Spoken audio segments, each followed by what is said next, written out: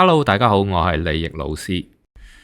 好，咁踏入2026年嘅第一段片啦。咁雖然有啲遲，但係都祝大家新年快樂、健康順利、吉星高照啊！咁未來呢，2026同埋2027呢係赤馬紅羊年，亦即係好多人講嘅赤馬紅羊劫。咁記住，所謂嘅2026年呢，我係以立春嗰日計起嘅。咁好多人呢都好擔心呢兩年嘅，唔知未來自己嘅運勢狀況到底係好啊定係壞呢？今次呢條影片呢就會一步一步同大家分析同埋拆解，會話俾大家知喺八字裏邊有啲乜嘢組合出現啦，咁赤馬紅羊劫先至會大鑊。首先，我要先同大家解釋一下赤馬紅羊劫到底係乜嘢意思先。咁因為咧，有時聽個名係好嚇人噶嘛，但係我哋就唔係靠嚇嘅。咁理性嘅大家咧，就一定唔會願意將嗰個認知淨係停留喺個名上面噶嘛。咁都需要理解同埋探究。咁睇完之後咧，你可能會當堂嚇一跳，原來咧就得啖笑嘅啫。我哋先嚟解釋一下赤馬紅羊裏邊啦，赤同埋紅嘅意思先。五行裏邊啦，我哋有金木水火土，咁邊一個最接近赤同埋紅呢兩個顏色呢？咁就當然係呢個嘅火嘅元素啦。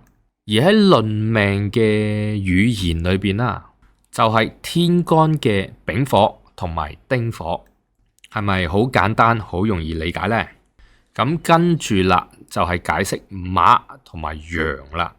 生肖裏邊用嚟代表馬同埋羊有兩個嘅地支，分別係午同埋未，係咪又係好簡單呢？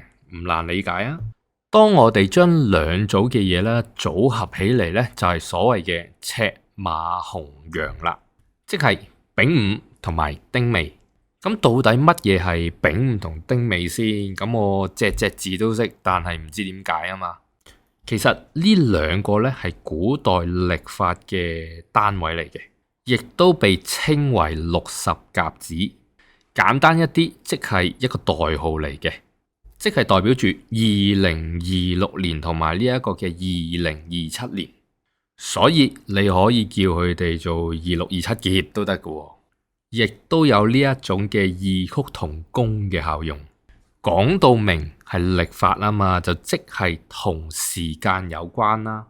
時間係會慢慢咁樣流逝嘅，所以呢啲一嚿一嚿嘅天干地支組合啦，我哋玄學家會稱之為流年，又或者叫流年太歲。咁總結一下，所謂赤馬紅羊劫啦，講緊嘅係天干地支嘅組合，即係60甲子嘅太歲，即係一個嘅時間點嚟嘅。時間係冇所謂嘅吉凶，重點咧係你喺呢一段嘅時間裏邊啦，你係處於啲乜嘢嘅狀態，同你喺度做緊啲乜嘢。跟住落嚟咧，就會話俾大家知喺2026呢一年啦，喺八字裏邊有5個嘅組合啦，運勢上面咧會較為有鑊氣嘅。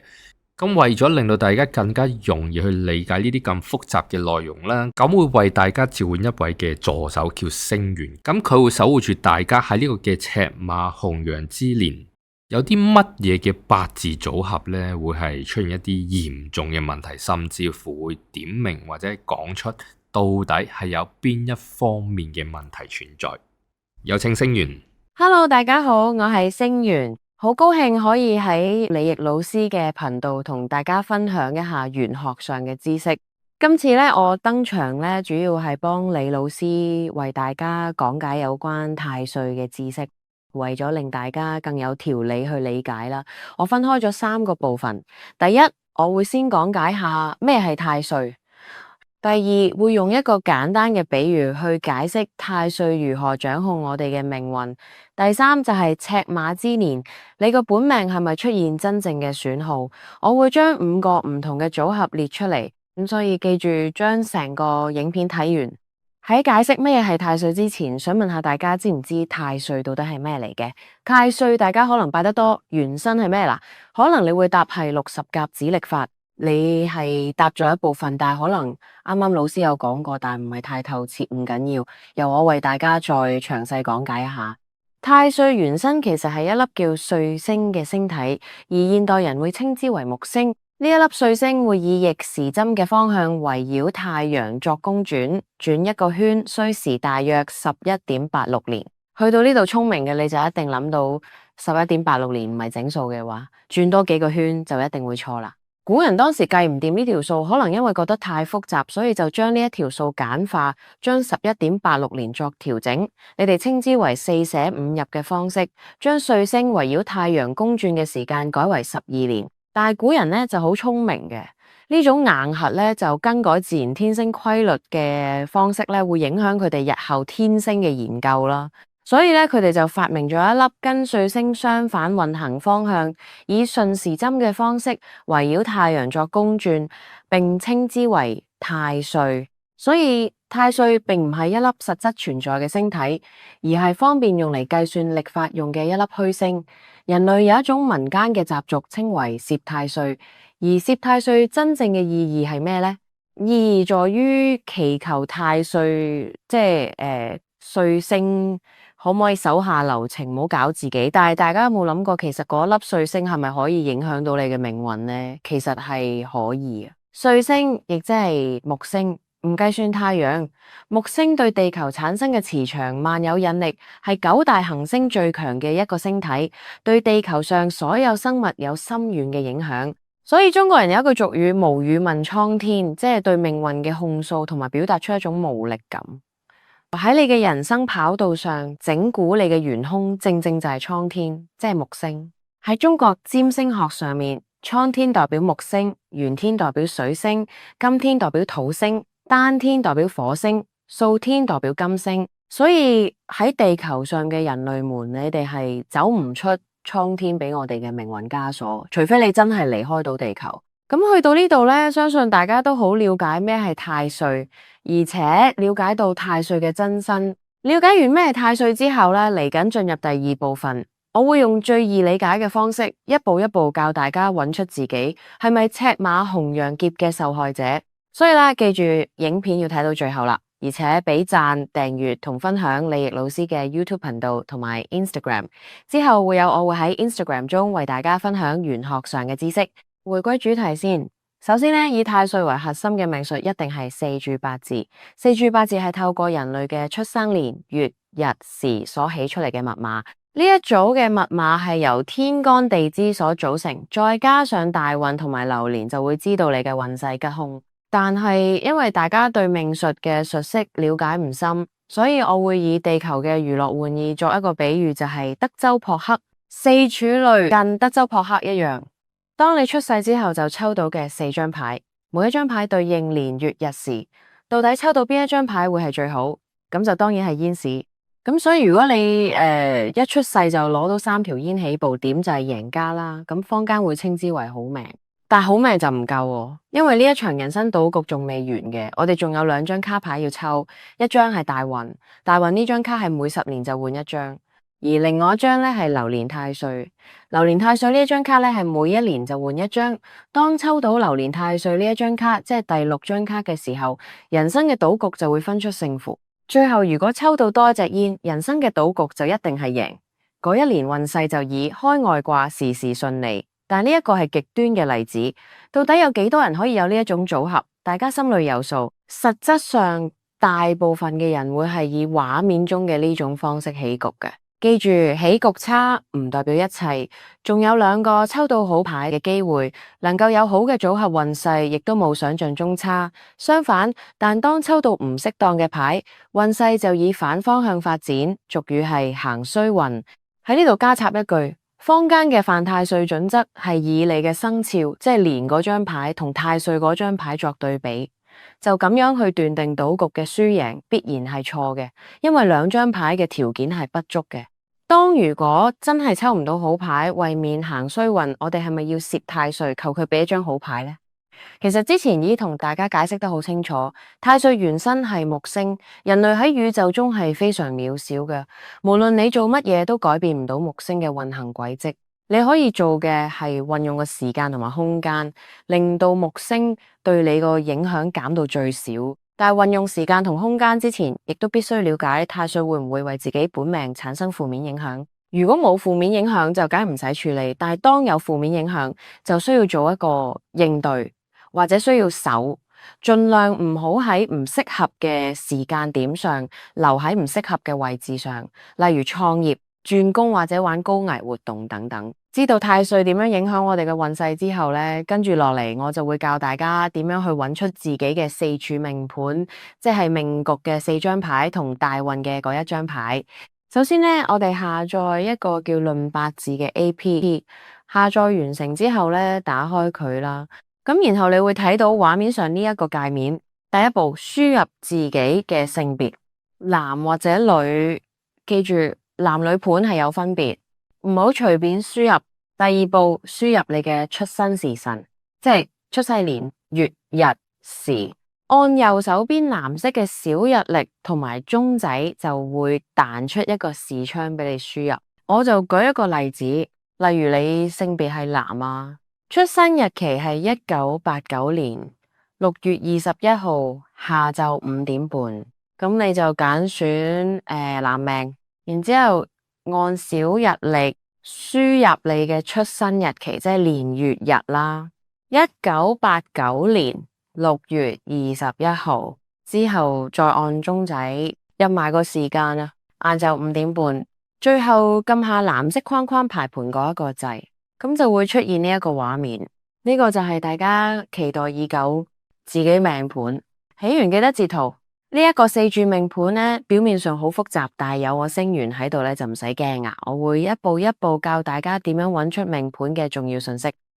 首先睇下你嘅4柱命盤地支嘅嗰一行圈起嚟嘅呢6個字，就係你嘅起局5張牌嘅重要信息。呢一刻呢，你可以用紙將佢抄落嚟。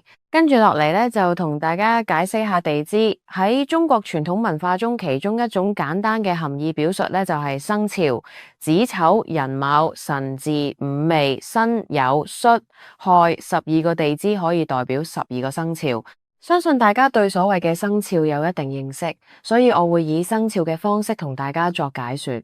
首先，大家需要花少少時間按呢一個表將地支轉換成相對嘅生肖，好似畫面上嘅例子，好似我咁，將佢抄落嚟，一個一個做轉換。由左手邊開始做轉換啊，酉係代表雞，子係代表鼠，午係代表馬，巳係代表蛇，寅係代表老虎。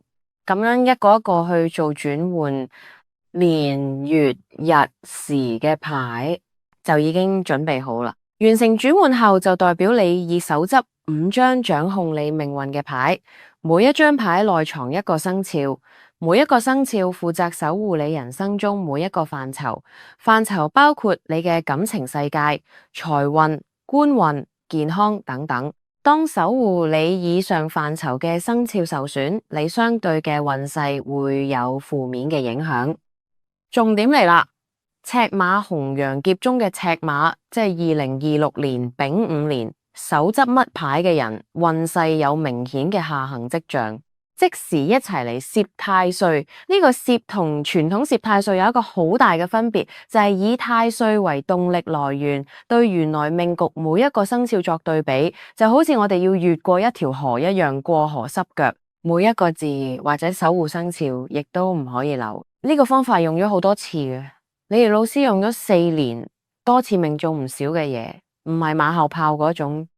最近臨作就係最好嘅例子啦。2023年李怡老師已公開用相同手法一早論斷，2025年臨作會出問題，最終係點樣大家都知道。除咗臨作之外，仲有其他名人時事咧，亦都係用呢個方法去睇。有興趣追尋真偽嘅朋友，可以到李怡老師嘅網站睇下。好，事不宜遲，攝太歲馬上開始，一共有5個組合，記得要聽清楚。喺2026年赤馬年會受損嘅守護生肖組合就係馬。如果你個守護生肖中有馬呢一張牌，呢一年你會迷失自己嘅方向，唔知點樣作出決定。整體嚟講，做任何決策上嘅問題，陷入兩難局面。除此之外，健康要注意眼疾、心血管、血壓等問題。如果有揸開車嘅朋友，就唔好開太快，操控會有失控嘅狀況。感情發展上，如果馬呢一張牌喺日嘅位置出現，感情上出現摩擦就少不免。話雖如此，但又未至於差到貼地嗰一種。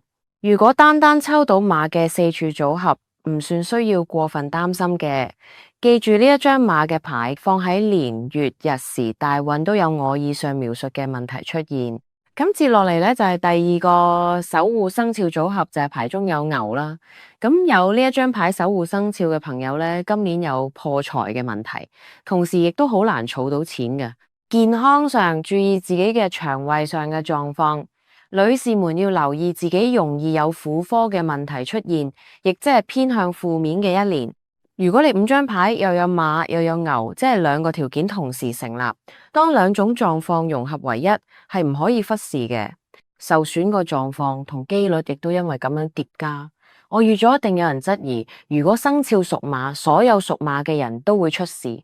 老師嘅論斷方式就係同坊間唔同，係以疊加嘅方式去睇。有馬有牛，衰嘅程度如何，自己可以感受一下。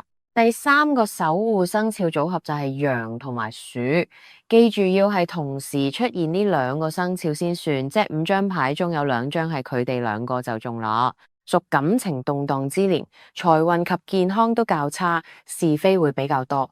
健康方面多注意內分泌、心臟、眼疾問題，因為涉及2個守護生肖，麻煩就一定多而且嚴重。如果你有牛馬羊鼠齊，咁就真係凶多吉少。感情世界有分離數，而且工作上阻滯是非多。之後就係第4個守護生肖組合，就係鼠同埋兔。